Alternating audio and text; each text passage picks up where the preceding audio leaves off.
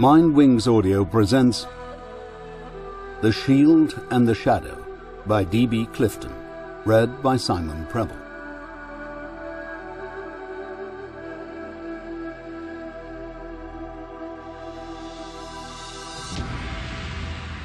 The evening sun was falling like a rebellious angel, its war with heaven lost.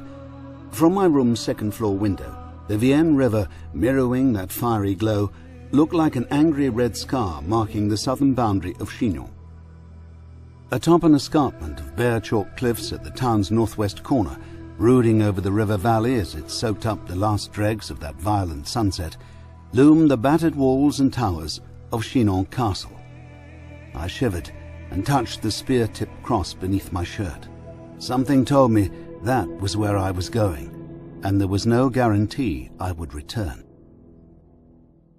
"Philip, it is time," said someone at my back, startling me. Mark, known as Brother Marcus in his cloistered world, stood just inside the door. Like me, he was dressed in black pants and boots, and a loose-fitting dark grey shirt. I assumed that in a scabbard inside his long brown coat, he carried the large Gurkha knife with which he was quite proficient. Comparing his swarthy appearance with my fair complexion, sandy hair and grey eyes, we must have seemed like a photograph and its negative. "I've never been to a war council." I tried on a weak smile to mask my jittery nerves. "It is not a war council," he said with a barely perceptible Slavic accent. "We but planned for a single battle." "It feels like going to war," I muttered. He gave my overall appearance an approving nod. "You have adapted well to my world. Perhaps one day you will show me more of yours." He'd spoken before of his desire to experience life beyond what his duties to the order of Grigory Bedros allowed, but this time he sounded more fatalistic about ever doing so. "The lessons begin as soon as we're done here," I said, but knowing his commitment to his vows, I doubt either of us believed it. "Now let's get Lena." "If we must." We trooped down the hall to Lena's room. She opened the door before I knocked. "Not very stealthy. I could have heard you coming if I'd been using a blow-dryer." Her levity was tipped like a barbed hook and directed at Mark. She was also dressed in dark pants and shirt, loose cut to accommodate a wide range of motion. A close-fitting vest similar to a medieval jerkin topped off her ensemble.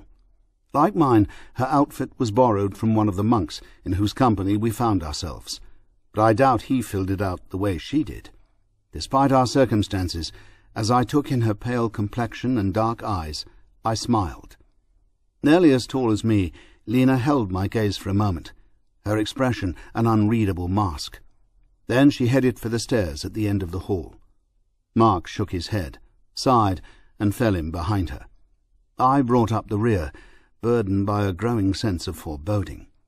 The friction between them was dangerous. Since joining Mark, I'd learned that those facing the other world needed to trust each other completely if they hoped to survive. The large stone residence in which we were guests was an en maison sécurité, a safe house operated by La Frère de la Roche.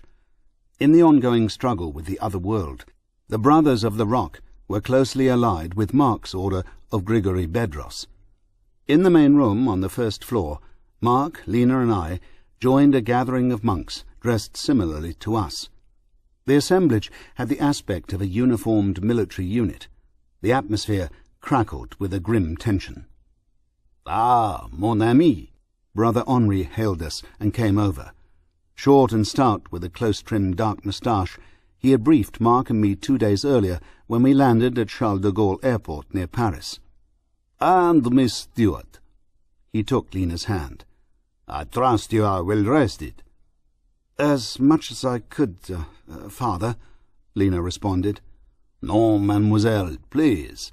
Henri will suffice." We hope you enjoyed listening to this recording. This episode concludes the Last Watcher series by D.B. Clifton. Watch for other one-hour audiobook selections from Mind Wings Audio.